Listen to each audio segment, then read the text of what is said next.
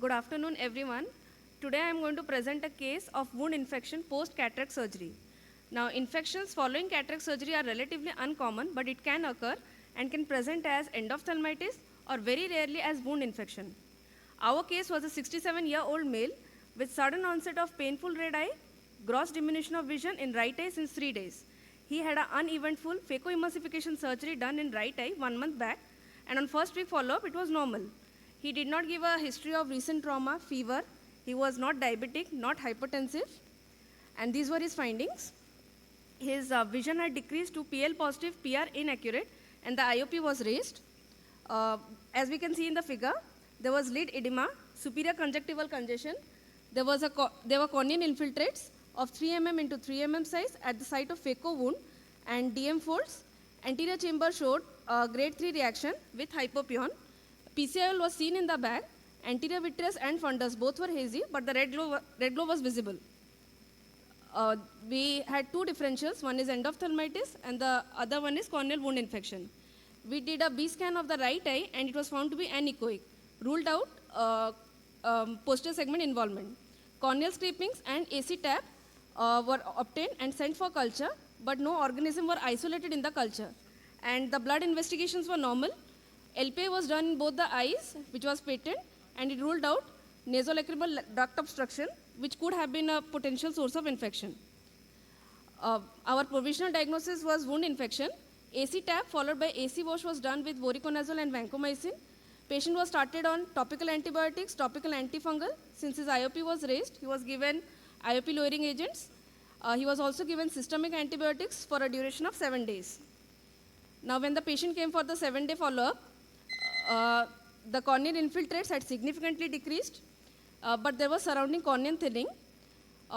Anterior chamber showed a mild reaction and there was no hypopyon. His vision also improved to 660 and IOP was normal. We were able to see the anterior vitreous and the fundus. The disc and macula were within normal limits. Banu Kosar et al. Had reviewed 7 cases of corneal wound infection and 6 out of 7 patients recovered on topical fortified antibiotics. KD et al. Investigated 5 cases of wound infection and 4 patients completely improved on fortified topical antibiotics. Garg et al. Reported 7 cases of fungal infection of the wound and 5 cases progressed to endophthalmitis, and ultimately those cases became thysical.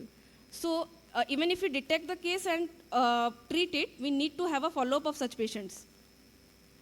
So it is very important to do a proper post-operative evaluation of such patients.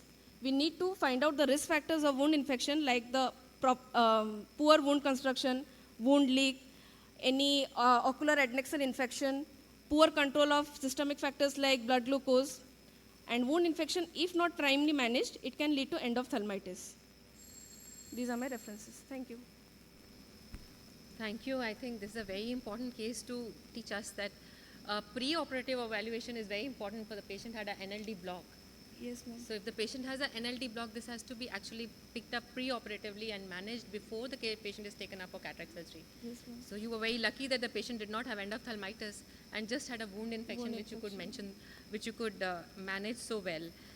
So, and also other, what are the other risk factors for these type of wound infections? And usually even excessive cautery, though clear corneal incisions, no cautery is done, but sometimes if there's a bleeding, some cautery is again done. So this all needs a very per-operative and pre-operative management. And NLD has to be, and you did not mention that post-operative also, whether the NLD block was managed or not. No, patient did not have a NLD block. It was always patent. I thought you said... No, ma'am. The patient came to us 1 month after the surgery with a wound infection. So there was no NLD block? No, ma'am. Pre-operatively, it was patent, and post-operatively, ma'am, it was patent. Right. So I'm sorry, I thought it was blocked. So then what could be the cause in your case for wound infection? Ma'am, we thought that it may be a improper wound construction maybe, which was not. Improper wound construction would also heal? Ma'am, it was actually a trainee's case. So at the time of, at first follow-up, it was not, nothing was present. Patient did not inform us, it came after 1 month when he had a loss of vision. And okay. He did not complain of any kind of... It could be a post-operative hygiene problem by the yes, patient also. Okay, all right. Microbiology was done in Any scrapings were taken? Yes, scrapings were taken, but organisms were not isolated. Actually, the sample was inadequate. We were not able to take out the sample much. Even KOH and other things? Were not- KOH was done, everything was done, but it came out to be negative. You were very lucky that you could get away with just wound infection, not having endophthalmitis. Second thing is that one thing which is not considered to be very important is that Vasavra et al. In their study showed that there is trypan blue ingress. So when you close the wound of any cataract surgery patient, it should be a watertight wound. Sometime when there is a hypotony, at the same time you have closed the wound at a lesser pressure and it's not a watertight. So they have shown there is ingress of the trypan blue dye, and this could be the route for endophthalmitis. So just not the preoperative care with the help of preoperative, intraoperative care that is important.